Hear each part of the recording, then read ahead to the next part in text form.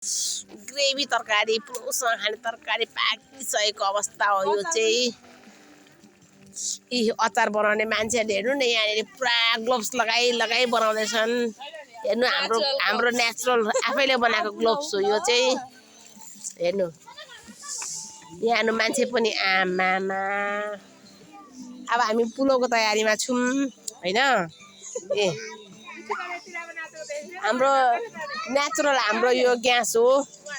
हामीले आफैले बनाएको उत्पादन गरेको ग्यास हो यो।